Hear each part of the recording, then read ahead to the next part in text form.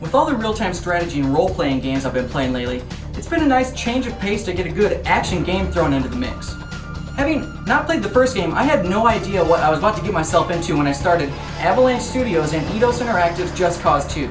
Now, after playing through this massive game, I'd have to say it's probably Grand Theft Auto meets Bionic Commando, and everything in between that would imply.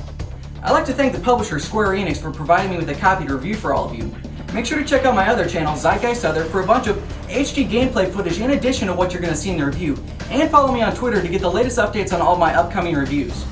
Released for the Xbox 360, PS3, and the PC on March 23rd, here's Just Cause 2.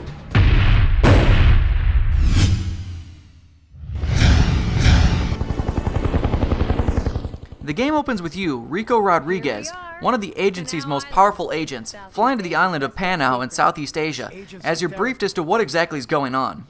The former president has been murdered by his son, and the son is causing a bunch of trouble by cutting off communication with the rest of the world.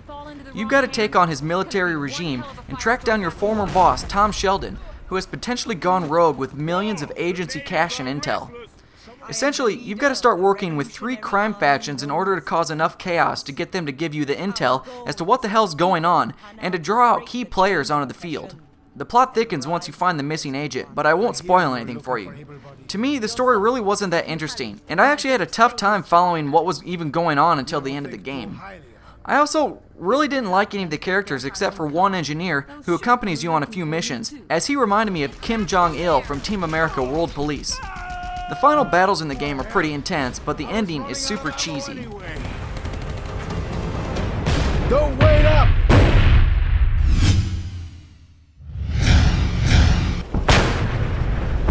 I was able to beat the game in about 22 hours, and that was actually only 26% of the total content.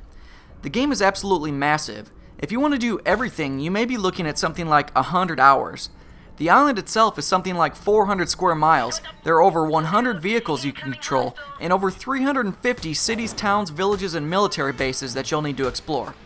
Upon completion of the game, you'll unlock a mercenary mode, which essentially lets you continue to do missions, quests, challenges, and just cause chaos all over the island until you get 100% completion. There's actually a built-in video capture tool that allows you to record your gameplay and save it to your hard drive, or even upload it directly to YouTube. This is an amazing feature, and I feel that it should be implemented in every game. Pretty much, this is a huge sandbox game, as you can really do any of the quests and missions in any order you want. To advance the actual story of the game, you'll need to do quests for each of the factions, and once you've caused enough chaos, new agency missions will unlock. In addition to the faction and agency missions, there's also a bunch of challenge missions that allow you to do cool things like flying planes and driving boats and cars through a time trial course to make a bunch of quick cash. Basically, you have a lot of things to do to keep yourself entertained for many, many hours.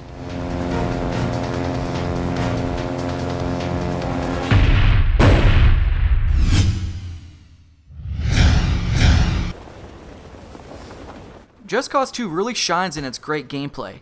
While you have access to a lot of different types of weapons, you can really get creative with your use of infinite parachutes and your grappling hook that can be used to pull things towards you towards them, or even attach 2 things together just to watch the hilarity that follows.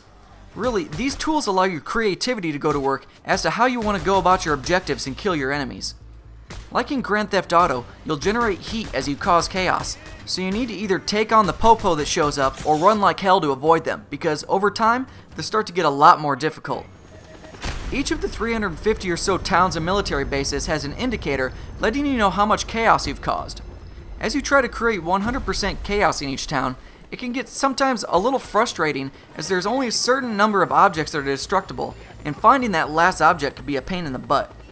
You don't need to worry about dying as you've got unlimited lives, but if you aren't actively involved in a mission, you'll respawn at the closest faction stronghold, which could be some distance from where you just were. Being the island is so large, it may take you quite a while to get back.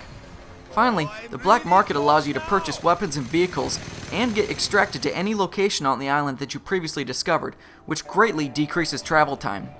As you play, you'll also collect weapon and vehicle parts that can be used at the black market to upgrade your overall gear, which really helps as the enemies begin to get more difficult.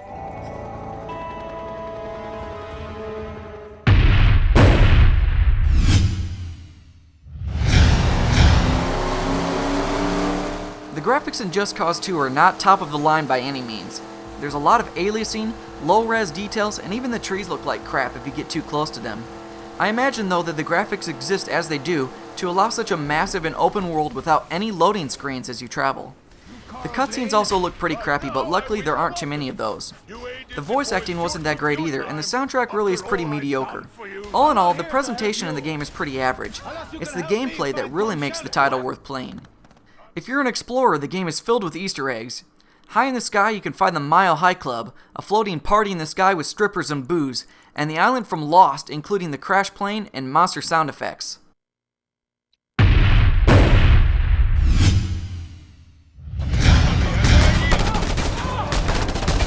Just Cause 2 is simply a massive game. You'll definitely get your money's worth with this title if you try to complete it 100%. While the game's presentation isn't all that great, the gameplay is absolutely amazing. With over 400 square miles of land to explore, and 350 towns to cause chaos in, you're going to have your hands full for a while. Slingshotting yourself across the island with your grappling hook and parachute is a lot of fun, and if you're creative, you can come up with some pretty crazy ways to kill your foes. I had a lot of fun this week playing this game, and I think a lot of you out there will as well. If you're looking for a title to give you great gameplay, Just Cause 2 might be worth your time to check out. For those of you who have played it, what's some of the craziest shit you've done in-game so far? Leave your questions and comments below. Thanks for watching. Don't forget to subscribe to my channel and register at zeitgeistgamereview.com.